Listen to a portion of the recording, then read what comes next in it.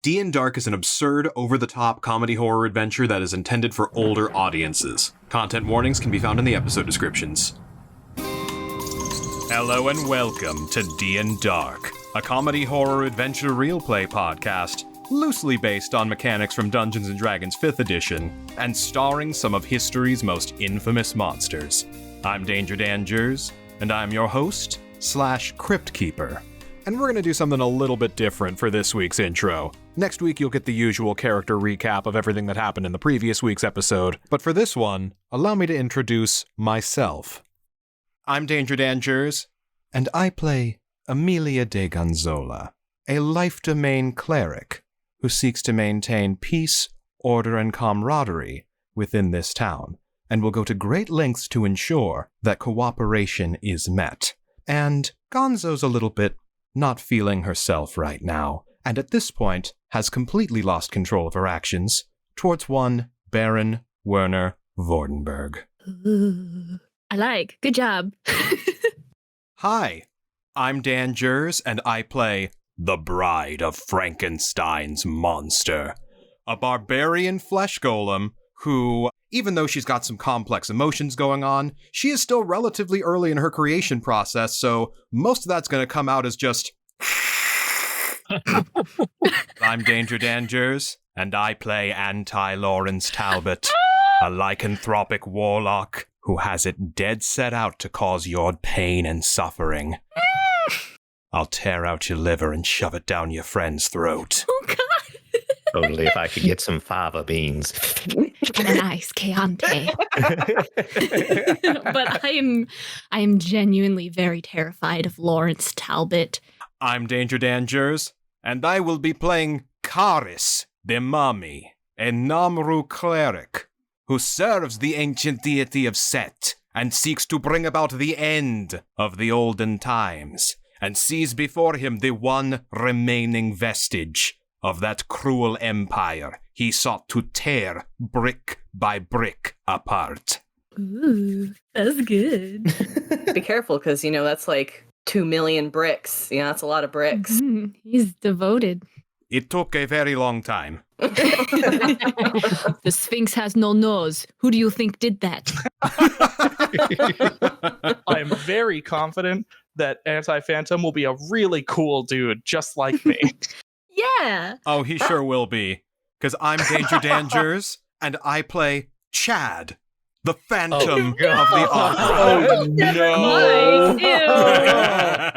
Damn it. A masked vigilante human bard who seeks to spread his music and his inspiration all throughout the land, and seeks to avenge and assuage the fears of one Christine Daae, who seemed rather nervous by the appearance of this masked vagrant, who I simply have a professional honor to snuff out.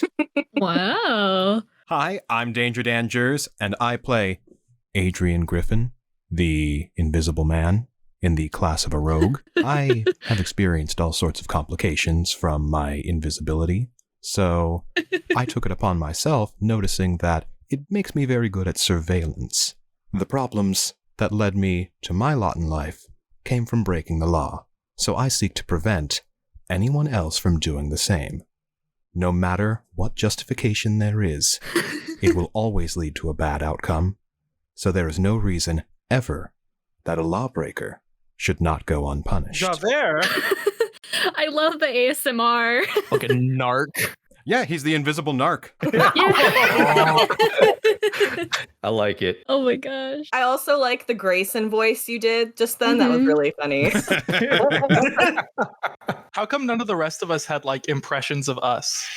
I mean, you did the Imhotep accent. Ripped off. Yeah, he did the Imhotep. Fine, I'll do more of an impression of you. Hi, I'm Erin, and I play Erik, the Phantom of the Opera.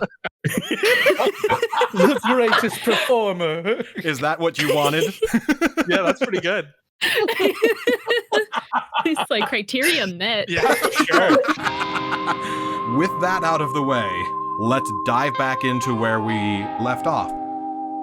So, everybody already rolled initiative, And we've got our turn order set up. The doppelgangers and the player characters will be sharing initiative and will be going one right after the other. And the players do have in their possession a couple of pages from a Bible with the rites of exorcism. They can, as an action, begin the process of casting an exorcism spell. They have to maintain it for 1 round, and then if they are successful, Vordenberg will have to make a save or be forcefully exorcised from Gonzo. And the threshold for that save gets higher and higher the more damage that Gonzo takes on and the more players are assisting with the exorcism. But it's going to be a little bit tricky with everyone's attention on the appearance of their doppelgangers. Yay. And then, before I forget, because we forgot last time, Jordan, do your card of the day. What better card to fight the opposite of Larry than the sun? Oh. Hell yeah! Imhotep, his eye twitching. Oh no, I forgot about that. I'm sorry, Imhotep. I know it's a sensitive subject. No. What power do the sun give you? The sun. I have resistance to fire and radiant damage. Spells you cast that deal fire or radiant damage do 1d6 extra damage. Oh, that does sound very useful. All right, so I'm going to put in real time 1 minute on the clock for everybody to have your character reactions. You can't do anything strategically or mechanically. Phantom, I know you at the end of your last episode were already setting up a tiny hut. Yes. You'll have 1 minute to convince me to let that happen. And go. Starting off, Larry is absolutely dumbfounded and frozen in place. He is at the bottom of the initiative order, so I don't think he is head empty, eyes locked on this evil aura clone of himself. Mary Frankenstein is in absolute utter shock, horror, and seething anger. The one thing he has set out to do to stop is staring at him right in the face. He doesn't know if this is like a magical thing, but he just sees the Bride of Frankenstein right there, and he's ready to throw down. Jack is just going to be dumbstruck. It's never crossed his mind that someone else can possibly figure out the invisibility serum. This is going to be a very dangerous situation if that guy is able to get around the battlefield just like him. Imhotep immediately draws his coat pesh, points at the other mummy, uses thaumaturgy, and his voice booms as he shouts, "You dare blaspheme in this place by wielding such a tool you do not understand."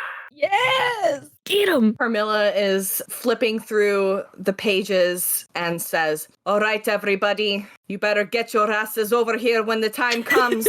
All right, Aaron, you get 10 seconds. My plan is to make it about halfway through combat before I realize anyone else is even here.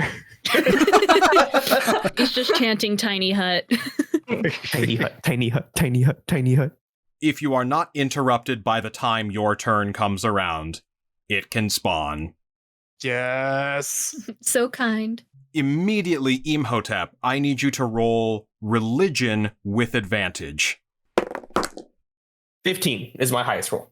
With a 15, you can sense the magical energy of the scroll of Set coming off of your doppelganger, and you start to feel a little bit of divine intervention as you hear a voice that is reaching out to both of you, that is coming from this scroll, that is basically imparting and channeling the power of this scroll, which can be yours if you destroy a member of your own cloth of worship. And you both light up, make dead eye contact with each other, and Karis is going to cast Guiding Bolt. A flash of light streaks towards a creature of your choice within range. Make a ranged spell attack. On a hit, the target takes 4d6 radiant damage, and the next attack roll made against them has advantage. 13. My armor class is 14, but how many patches do I still have on that robe that lowered my armor class? You have 5 more patches on the robe of useful items. So I think that dropped my armor class to 11, so it hits. So that's going to be 4d6 damage. 4. Let me hear a 4. That's going to be 18 damage. Oh God. Okay. Okay. He really wants that scroll. I have 15 health left. Let's go. And that will end his turn, so now it is your turn, Imhotep. Okay. He's going to get right in his face, and I'm going to cast my first 3rd level spell, so this will be fun. Vampiric Touch. Ooh.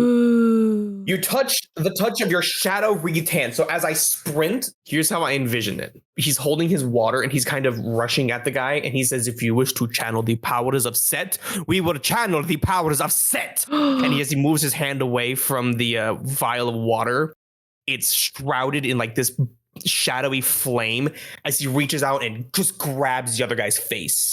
All right. Because it's cool, roll to hit with advantage. Hell yeah. It's a nat 20. With your nat 20, that will deal double damage and heal you for twice as much, which good because he's resistant to necrotic damage, so it would have done half. So it'll just be normal damage and normal healing that you'll get from it. So 3d6. 2, 4, 7. Sweet. So he takes 7 damage as his life force drains out of him and into you. The runes on his bones flicker and dim a little bit, and yours glow brighter ever so slightly. And I'm going to end my turn, one hand on his face, the other like grabbing his arm as I'm holding him to keep draining his face. So now it is the Bride of Frankenstein's turn, and she is going to march directly towards her double with a sinister grin on her face and a look of a hunter stalking their prey. Some sparks begin to fly from out of the bolts on her neck as she invokes rage. Oh, fucking course she does. Within 5 feet on either side. Oh god, actually, That's so many people. basically everyone is in range of this. Decompositional fumes begin to escape her as she's surrounded by a sulfuric gas that the sparks coming out of the bolts ignite. Oh, shit. And she is surrounded by a ring of fire as she summons a desert storm. Fell into the burning ring of fire. This bitch. Down, down as the flames Which, rise higher. there is no save for this. Everyone within 10 feet 10 feet? takes 3 fire damage. Bug. Is that double for me because I'm weak to fire? Yep, so you will take 6 fire damage. I would like to do uncanny dodge. Okay, describe mechanically what uncanny dodge is. Have the damage from an attacker you can see that hits you. Okay, so that'll round down to 1. Sweet. And then Larry has resistance to fire damage at the moment due to the Perfect. sun. And yeah, literally everyone is within 10 feet. So every single person take 3 fire damage. Frankenstein monster takes 6. Invisible man take 1. Does that include allies? That does include allies. It is everyone within 10 feet. Sweet. Sweet. Okay, so that's even the doppelgangers. And then, for the actual action of the turn, since raging Oh, is a God. bonus action, the Bride of Frankenstein is going to make a club attack at the Frankenstein monster. That's 24. Shit. Yeah. Oh. So that will be 7 damage. Oh. That will be cut in half for you, though. So that'll round down to 3. Y'all gonna be slapping each other forever. Yeah, I know, right? And then for her second attack, she's going to do exactly the same thing. She gets 2? Yep, she is, like you, a level 5 Storm Herald Barbarian. Ooh. No, they were birthed from the mirror when we were lower. And the second one's an 11. Okay, thank God that misses. As she reaches out to attack you, lets out the fire, and then your visage processes for her again. She hisses at you, little bit in disgust, little bit in glee as she's enjoying the fight. And it is your turn. Good. So I also go into rage, but instead of doing my sea aura, which is what I normally do, I activate my tundra aura. Ooh. Yeah, when this effect is activated, each creature of my choice in my aura gains 2 temporary hit points as icy spirits inure to its suffering. The temporary hit points increase when you reach certain levels. So since I am at 5th level, it gets 3 temporary hit points. Okay, and that would be everyone except Larry is in range. Oh, Sorry, Larry. dang it. It's fine. And of course, after I do, I use my Tundra. I stare right into the Bride of Frankenstein, take my short sword, and I go straight for her head. Okay, roll to hit. 18. And an 18 hits. That is a 10. All right. Okay, so she will take 5 damage. Oh, that's right. She's resistant. But you do get a second attack. I do, and I'm going to go at her again. Get her. 19. 19 hits. Cool. I get to hit her again. 11. Okay. So I try to go for her head, but I'm going to assume like the sulfur kind of knocked me down to one knee, and I am going to say I like connected in her chest area, and I'm just like glaring at her, not smirking, just angry that she's standing in front of me, existing. How dare you exist? Pretty much, yeah. Wow, sounds like my parents. Oh my God, Grayson. Damn it. And the bride, basically in response to that, her expression kind of changes a little bit, and you see sort of a familiar look of confusion as she's not fully understanding what's happening. She's still kind of caught up in the playful fightiness of it, but her actually taking damage and you being actively angry and antagonizing as you are has her very confused. Oh, she just thinks she's having fun. Oh. Now it is the anti-invisible man's turn. Nope, I don't see him. And that's the problem. You're right, you don't, because he goes undetectable. He's gone. Oh no. Does it take an action to light that lantern that I have? Oh. I will say bonus action. Okay. So he's dropped visibility, Fantastic. You love it. and he's going to make his way to his target. Bring it, baby.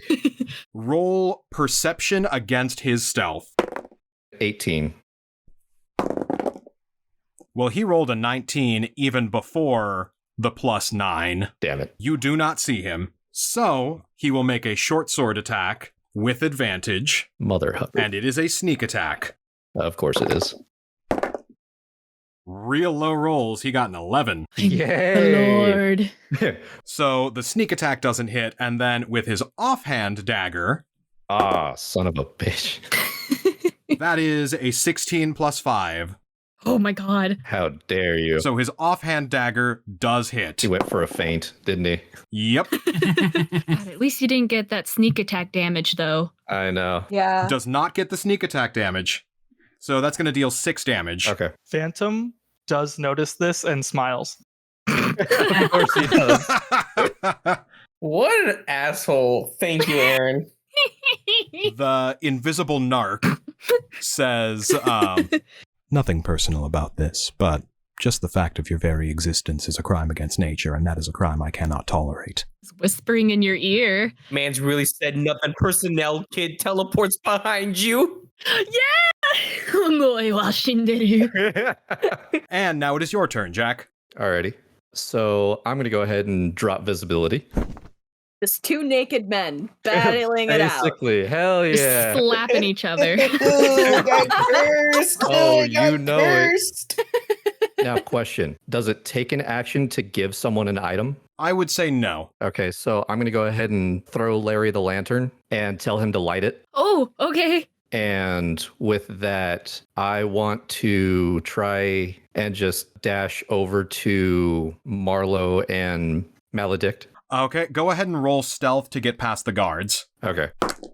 19. Yeah, you're able to get past him. Sweet. So as I go invisible, I'll just tell Adrian, you're not even worth my time right now. And then I'm going to dash over to Marlowe and Maledict and let them know that Gonzo is the one that's possessed. And if we can, we'd really appreciate your help because we are fighting an uphill battle. Maledict's eyes have rolled back into his head, and he is convulsing and coughing. Marlowe is supporting him and says, all right, well, I understand you're in a bit of a bind here, but I'm a little preoccupied, as you can see. So, But if you want him to get better, you got to help us out with Gonzo. As soon as Gonzo is no longer possessed, Maledict will get better. I don't think you understand how a curse works. I'm sorry, but you're on your own. I'm yelling out to Imhotep and ask, do you have remove curse? A little bit busy, but yes. I look over at Marlowe and just say, we're your best shot to heal him. Well, if you can give me an opening, then I might be able to help out. But until then, I have to keep him stable. That's fine. I'm assuming that takes an action for me. Yes, that takes your turn. That's fine. Because I specifically put them out of reach, surrounded by guards, so that you would not have them as reinforcements. So, that takes your turn. Read That's the room. Dan, don't you love it? Man, I have this encounter all planned out, and no, don't do that, don't do that, don't do that. But now we have an interesting little side quest we can do. In the middle of fighting, yeah. Yeah, it's fine. Don't worry about it. So now it's Chad Phantom's turn. Ew. He basically sees the commotion going on down in the center with the Bride of Frankenstein's ring of fire going out around everyone and everyone tightly huddled together. Aha! This right here is my chance to make my impression. Let's kick things off with a bang! He runs into the center and, using the Bride of Frankenstein's raging fire as a flame source, pulls out a whole bunch of fireworks. Lights them up using the Bride of Frankenstein's fire, and uses the pyrotechnic spell. You can tell he's already opposite because he's running into the middle of combat. Oh, yeah. He's flashy, but he's not tactful. No, the complete opposite. Well, no. Each creature within 10 feet You bastard. must succeed on a Constitution saving throw or become blinded. Oh, no. So everybody make a Constitution saving throw. 16. Not bad. A natural 20. Oh, Aaron! Christ. no. Oh, crackers. I managed to get a 19. Nice. Damn it, Aaron. So, who rolled below a 14? Me. Just Phantom. So, Phantom, until the end of your next turn, you are temporarily blinded from the flashbang of these fireworks going off in your face. Great. Which, unfortunately, does interrupt your tiny hut. Oh. Yeah, What I will give you, though, is it doesn't use up the spell slot. Oh, appreciated. so kind. And then, as a bonus action, Oh. he is going to toss some bardic inspiration No. on over towards Gonzo. Boo. No. So he, as the explosion is going off, yells back to Gonzo, "That ought to distract them! You, work your magic!" Ding. It feels so much less personal than mine. And now it is the Phantom's turn. Show him how personal you can be. So I know that rage is the monster's thing, but Phantom's gonna be pretty pissed. So as the fireworks go off and are blinding, they are fireworks, so they're making big explosive noises, which the Phantom freezes in time and turns into like staccato notes and plays a majestic anthem out of them. All right. Yes. And then remind me what the majestic anthem does mechanically. Pulled from the chaos, I muster an uplifting melody that bolsters the resolve of my allies. I expend and roll a bardic inspiration die as an action, and all other creatures that I choose within 60 feet gain temporary hit points equal to the number rolled plus my charisma. Bless. Yay. Those temporary hit points will last until the end of my next turn. Let's go. Everybody's getting 7 health. All right. All right. That's All right. worth it. And then Phantom's going to attempt to run away, but I think it's only fair that since Phantom can't see anything, how do we decide what direction I'm going to sprint in? I'll have you roll a d6. 1 or 2, you go up. 3 or 4, you go right. 5 or 6, you go down. And then I'll leave it up to you how far you go and like at what angle you go. And that's a 6, so you're going right towards the wall of guards. Oh, God. no. I was going to sprint full distance, so I definitely just end up like hugging this guard. Off to the Hold right, him just close. into his arms. Oh. Honestly, you know what? I am going to hug that guard because I'm going to think that it's one of the party. Yay. And the guard is very surprised and confusedly hugs back. Out of curiosity, since I do get to pick just as many people as I would like, if I give 7 temporary health to Maledict, does that do anything for his condition? It does not. Ah, well. It's thoughtful. Would have been cool. You know what? What I'll say, if you give him 7 temporary hit points, that's 1 round that Marlowe doesn't have to stabilize him. Yay! That's it. Yeah. The done. opening. There you go. And then Phantom, does all your allies get the 7? Yes, I will give Jack temporary hit points. Okay. How I just generous wanted of to be you. How sure. nice. I would like Jack to feel like a bitter taste in his mouth from the magic, though. Like it just Yes. is unpleasant. And that's just because he still doesn't believe in it. The more you believe in it, the tastier it is. Yeah. All right, Delicious. that's me. Okay, so now it is Gonzo's turn. She's going to look to Carmilla and say, now that your compatriots are more occupied, we can finish our unfinished business. And holds out a hand, and as a bonus action, summons back her Javelin of Lightning. Frankenstein monster, make a dexterity check. Okay. Oh, okay. no. Shit. Oh, Where's that nat 20? We need that nat 20. Fucking survive this? Holy crap. Okay. Okay. 15 minus 1, so it's a 14. A 14 does not save. I had a feeling. Like Thor's hammer Mjolnir, the Javelin of Lightning snaps back into Gonzo Vordenberg's hand. Gonzo is going to run a little bit to the right, and then will toss the Javelin of Lightning to everyone within a straight line.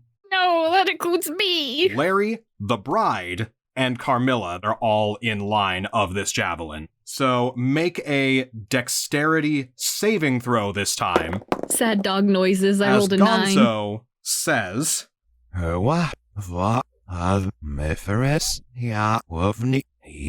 Gross. and it erupts into lightning. Good luck, y'all. Thanks. R.I.P. Oh, I got a 22. Hell yeah. Larry's getting a javelin right through him.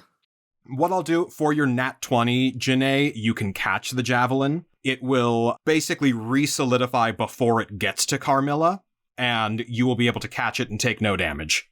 So, Nice. the others, so Larry will take Oh, God. low rolls, so 8 damage, Thank the Lord. Oh, Oh, thank God. Bless. and then the Bride of Frankenstein will heal Ah, for shit. 8, You bastard. and Carmilla will catch the javelin. So Carmilla, you now have the javelin. oh, sick. Good. And now it is Carmilla's turn. All right, having caught the javelin, I smile back at her and says, "It is you who is finished." Yeah.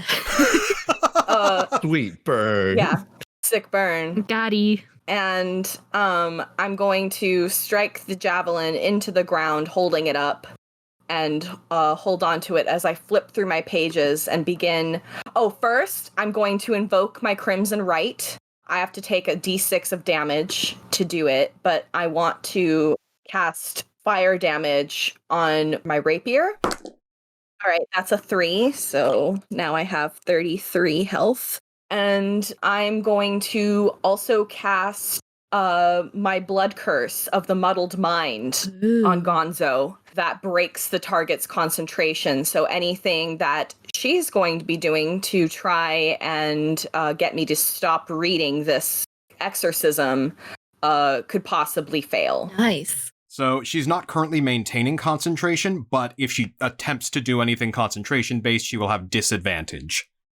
Great. So now I think I can begin my exorcism. So she flips to the page and starts.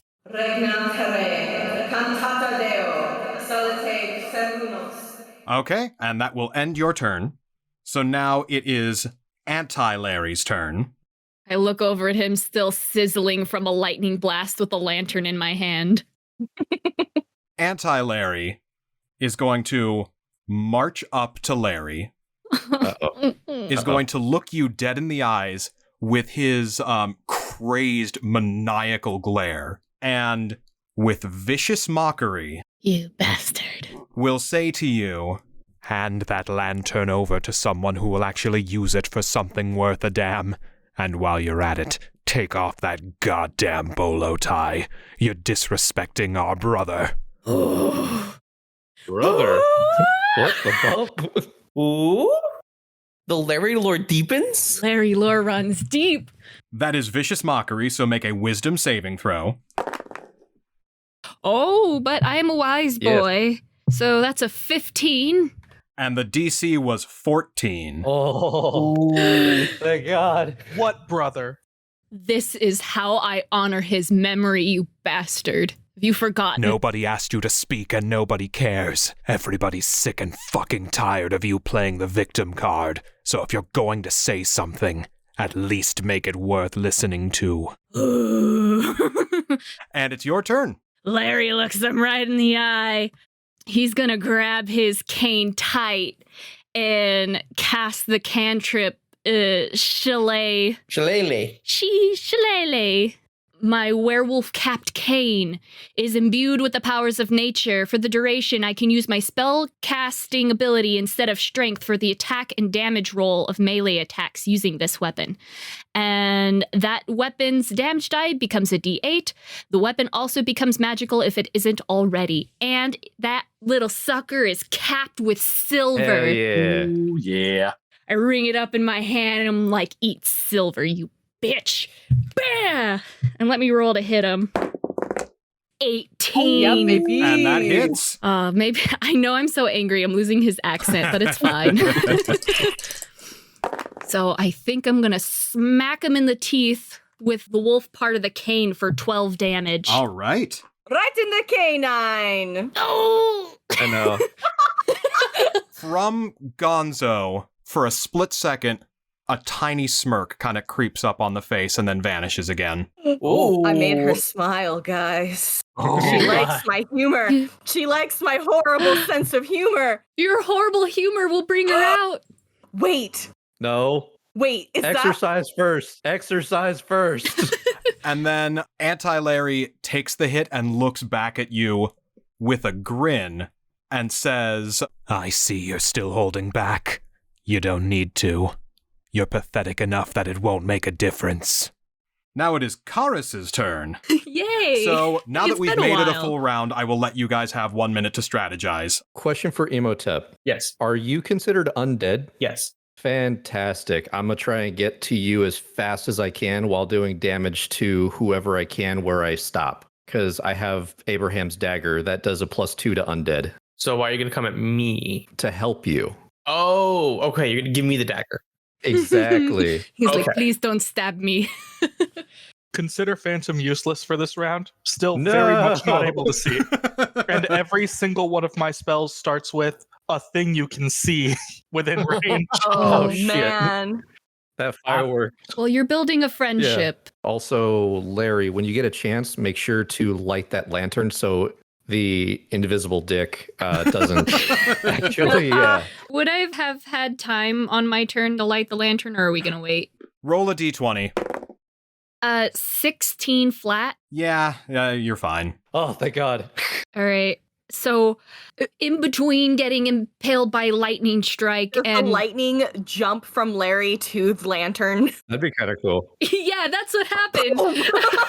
It shoots through my arm into the lantern. I'm like, whoa! So I apologize for any cheekage that you guys might see. Ugh. I guess we'll find out on his Yeah. turn. So you see both invisible mans, because they are both within 30 feet. Where's the other one? Oh God, he's right there. Oh. So he, as soon as you light the lantern, you see Adrian, the invisible narc, right behind you. So Karis is going to draw out his Kopesh No. No. Thank you. as he takes a swing at Imhotep's arm that is currently pressed up against his face. Oh. And he says, the only abomination here is you. You with your monuments to the gods that were a monument to your own ego. I will show you the true power of the Egyptian gods. And he takes a slice at you using his green flame blade. Ooh. 11. Oh, that's exactly my armor Oh, class. damn it. No. Yeah, because I'm wearing that robe of useful Oh. things, which at the moment isn't being so useful. That's going to be 7 damage. Okay, so that is just the temporary hit points that I got from Phantom. Oh, Yes. That will end his turn. So now it is over to you, Imhotep. Does he have the scroll available to be seen? It is on his person. Could I try to swipe it in the scuffle? Oh, We'll do a contested sleight of hand for it. interesting. 14. 15. Damn it! Oh. What other spells do I have? Kill other phantom. Kill other Phantom? Yeah. I guess I'll steal a page from his book and I'll do a guiding bolt. Okay. 14, 15, 16, 17. And that hits. Yeah. So 46 radiant damage. I let him go with my vampiric grip. But as the other hand falls, I just fire off the bolt from my hand and grab it as it's falling. Nice. All right, let's see. I'm going to roll all 4 at once. Let's see how this goes. yeah. Okay, Yeah. we've got 6, 7, 8, 9, 10 damage. Yeah, baby. Woo! Spicy. Sweet. And does that end your turn? Yeah, I'm kind of staking around with him. All right. For the Bride of Frankenstein's turn, that ring of fire is going to come swishing around once more, Oh. which will also hit Anti-Phantom and Anti-Invisible Man. Yes. Yeah, fuck him. Yeah. So it'll hit Chad Phantom, Invisible Narc, the Frankenstein monster, Carmilla, and Imhotep. And Bad Lawrence, right? Is he? Yeah, and Bad Larry. Hell yeah. Yeah. And then because Adrian is undetectable, that fire does an extra d6 of damage, so that was an extra 2. Hell yeah. His bare little cheekies got roasted. And then that's another 6 damage to the Frankenstein monster, and then a 3 to Carmilla and a 3 to Imhotep. And then she is going to, once again, make 2 club attacks. One of them was a 5, one of them was a nat 20. Ah, shit. Oh. That's going to be 7 damage. Okay. Well, those temporary hit points sure came in handy.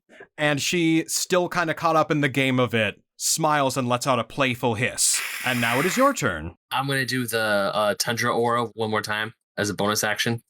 Okay. Oh, also, Carmilla, I need you to roll a wisdom saving throw to maintain concentration after getting blasted with fire. Oh. Oh. She got a natural 20.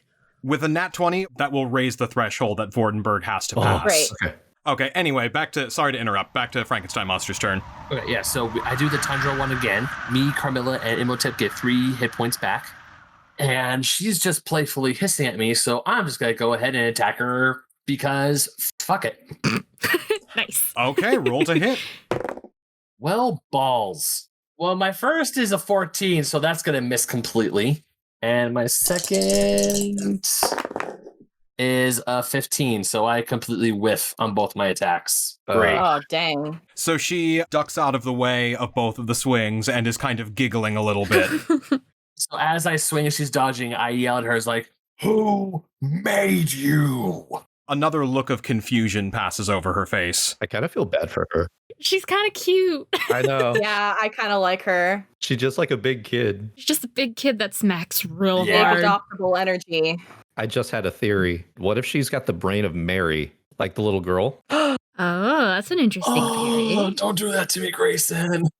Don't But it's your friend. It's the little girl that liked you. Like you guys can maybe be friends again. Yeah. That Frankenstein threw in a lake and drowned. Yeah. So now it is Adrian's turn, and he is going to sprint back over to where his clothes were and throw them back on. Of course he was. Patting his butt cheeks, making sure they're not on fire anymore. Them sweet cheekies roasting on an open fire. And then he is going to throw his dagger at Carmilla, Great. Love it. and that's a 13. Oh, My armor class is 15. so he lost a dagger. Yay! Then, as his cunning action, bonus action, he is going to dash back away from the crowd behind the buildings out of range of the lantern. Mm-hmm. That's what I wanted. Oh, That's what I wanted. That's why. And Ooh, that go ends his get him, turn. Jack. Fantastic. I wanted him out of combat. Get him. I'm going to just make a quick remark over to Marlowe and just say, whenever you're ready. And then I'm going to dash over to Larry. You will be seen if you come over here. That's okay, because my clothes are over near you. Okay. I have a plan for a few things. Yeah. Okay. I'm going to rush over and put my clothes back on. And then I believe that puts Bad Dog in range. And I've still got another 10 feet. So I'm going to go ahead and use my short sword in my main hand. And I was kind of hoping that since his attention is on Larry, that would give me advantage. Nope. Well, fine. So I'm going to take my short sword and my dagger and swipe over at the bad boy. Okay, go ahead and roll to hit. Thank you. That's a 13. And a 13 hits. Oh my god. Yes. Thank goodness I'm not dexterous. Ooh, that's 8 damage. Okay. So I'm going to rush over to Larry's side and say, you're never alone when you got us around. And go ahead and make a swipe at the bad boy's chest. And then after that, I'm going to rush over to the tree and hide.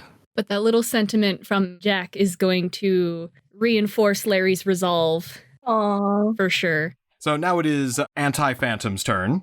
And seeing that Phantom is kind of out of the picture right now, he's going to turn to Imhotep. Oh no. No thank you, sir. He said no, so... No, you can't do it. You can't do it. So since you said no, that ends his turn. Sweet. Good. I like it. Thank you. I appreciate it. No, he is going to say, I cannot allow for the existence of such evil magics in my vicinity. And he casts Dispel Magic on you, Imhotep. What? That is bullshit. That is specifically a thing that is made mention of in the race description. So, Imhotep, make a Constitution saving throw. Nat 20.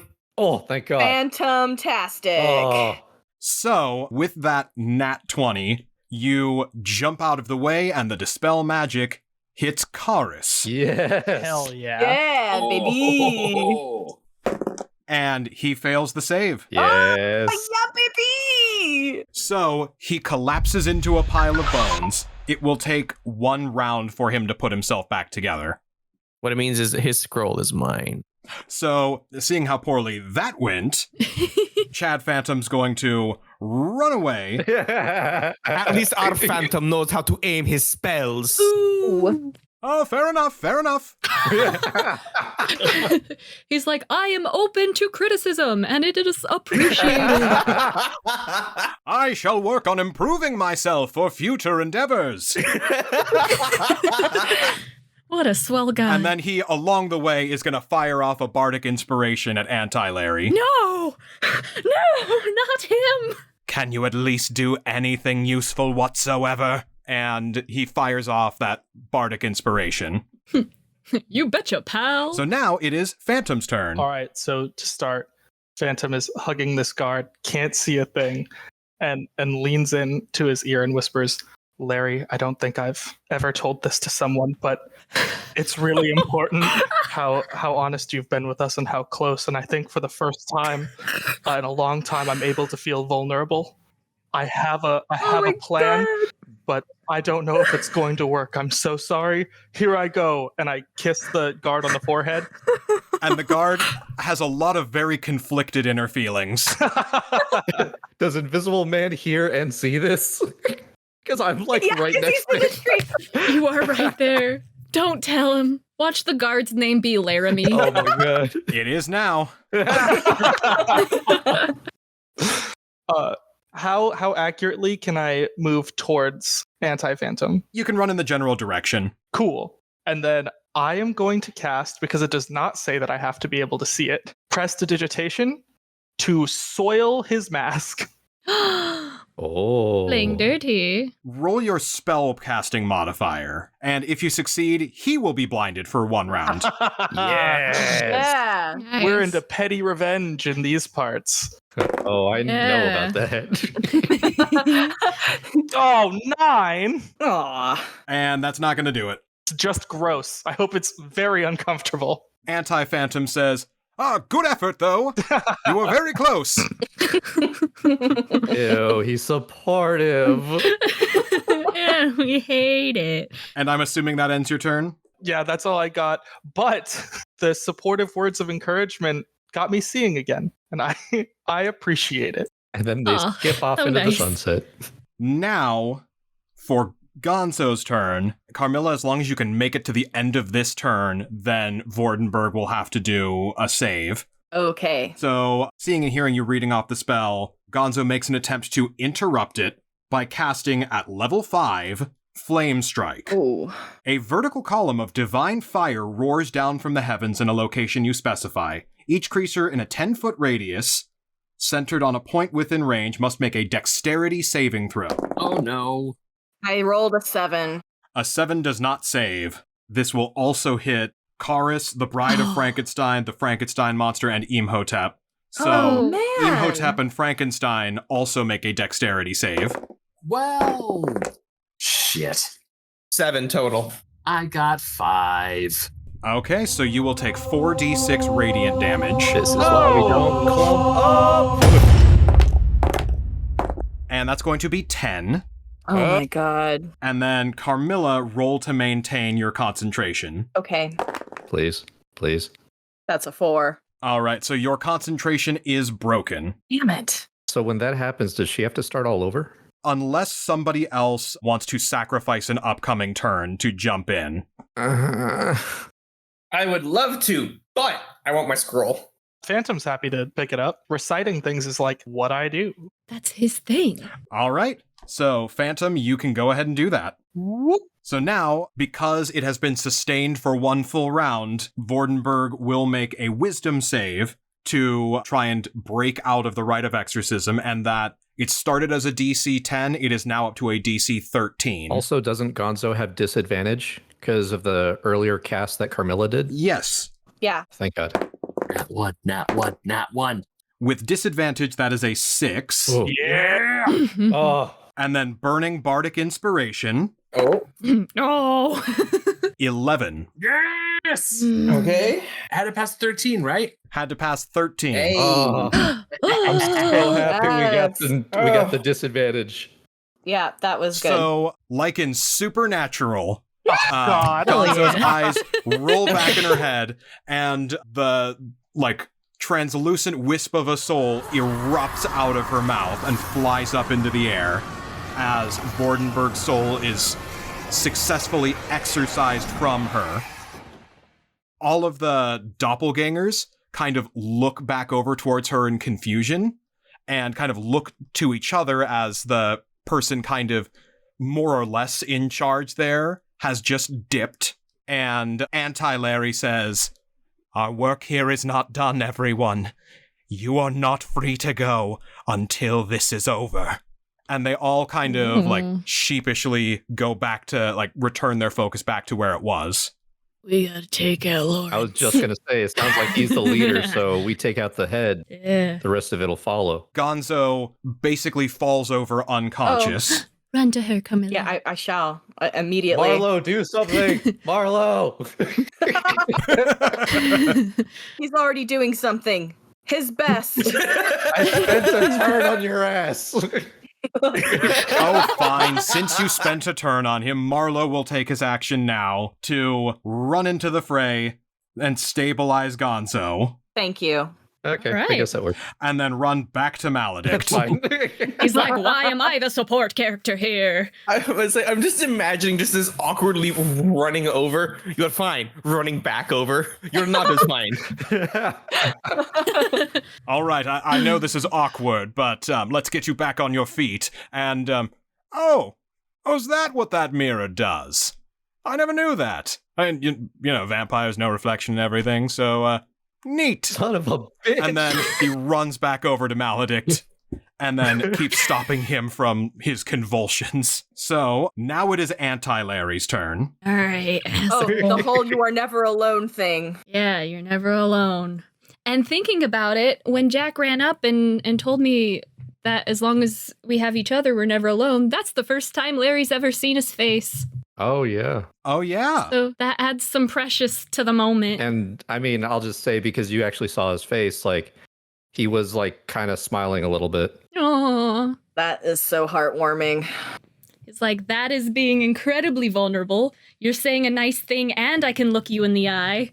Delicious. So, Anti-Larry says, you will always be alone, Lawrence. Jack, make a wisdom saving throw. Oh, shit. 18? And an 18 succeeds. What did he try and do? What did he try? Okay, so Grayson, what would have happened had you failed is you would have been forcibly compelled on your turn to use your action to attack a creature specified by Anti-Larry. But because you rolled an 18, you saved. And Anti-Larry narrows his eyes and says, you're not getting off that easily. And his eyes turn black as he says, I make a devil's bargain. Oh, shit. Oh, no. And smoke begins to lift up from off of his shoulders that forms a hand reaching out above him, grasping what forms out of smoke, a flail. That then comes crashing down on top of you. Your 18 is now a 1. Oh, shit. Oh, boy. So you have no longer saved. Your eyes glaze over as your sense of reason, your logic, your cognitive functioning gets scrambled. As you look at the two Larrys, they switch places in your mind. So now when you look at Larry, you see Anti-Larry. When you look at Anti-Larry, you see the real Larry. And you, wanting to protect your friend, are dead set on taking out Anti-Larry. Ruh-roh, Raggy. We are the outcasts, the misfits you might say. We deal with the nightmares that you run away from every single day. We know the world is a gruesome little place, but us outsiders, we've developed quite a taste for the grisly and morbid, the ghastly and the horrid. We know it's awful dreadful, but we like it. Just another haunted night, shrouded with unearthly fright. So when you're oh so terrified, you know who to call. The world is falling apart, we'll never take it to heart. Some monsters and creatures and spirits and specters and all, let's all have a ball.